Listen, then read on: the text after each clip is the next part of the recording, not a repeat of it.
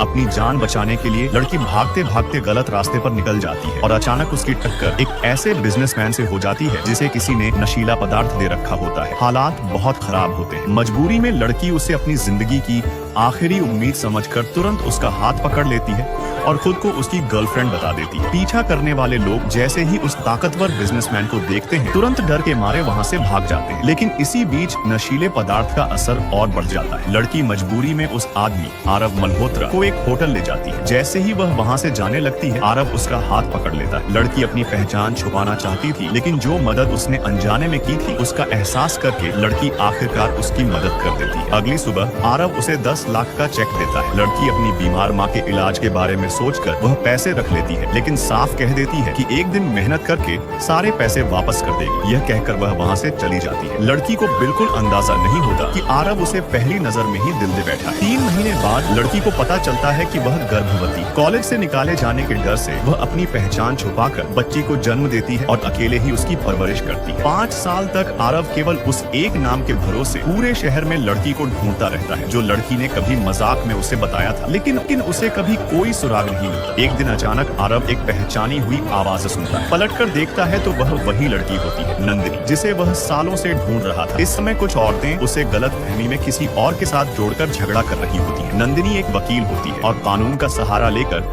अपना बचाव करती है लेकिन वे औरतें कुछ समझने को तैयार नहीं होती। मजबूर होकर नंदिनी वहाँ से भागती है और भागते भागते दोबारा आरव से टकरा जाती है। नंदिनी तुरंत पहचान लेती है कि यह वही आदमी है जो 5 साल पहले उसकी जिंदगी में आया था। तभी वे औरतें फिर वहाँ आ जाती है। आरव नंदिनी को अपने पीछे खड़ा कर लेता है और अपने लोगों से मामला संभलवा लेता है। आरव अचानक उस नाम से नंदिनी को बुलाता है जो उसने सालों पहले बताया था। नंदिनी हैरान रह जाती है। आरव ताना मारते हुए कहता है कि शायद उस समय पैसे कम दिए थे तभी आज वह इतनी नीचे गिर चुकी है। यहीं पर नंदिनी को समझ आता है कि आरव उसे गलत समझ रहा है। आरव एक कार्ड आगे बढ़ाता है और कहता है कि दोगुने पैसे देकर उसे अपनी कंपनी में काम पर रख लेगा। नंदिनी सीधा मना कर देती है। नंदिनी सोचती है कि अब 5 साल पहले के रिश्ते को खत्म करने का समय आ गया है। वह बिना पीछे देखे वहाँ से चली जाती है और आरव उसे जाते हुए देखता रह जाता है। दिल से टूट चुका आरव शराब पीने चला जाता है। घर लौटने पर उसे नौकरानी की छोटी सी पोती मिलती है जो मासूम सवाल करती है।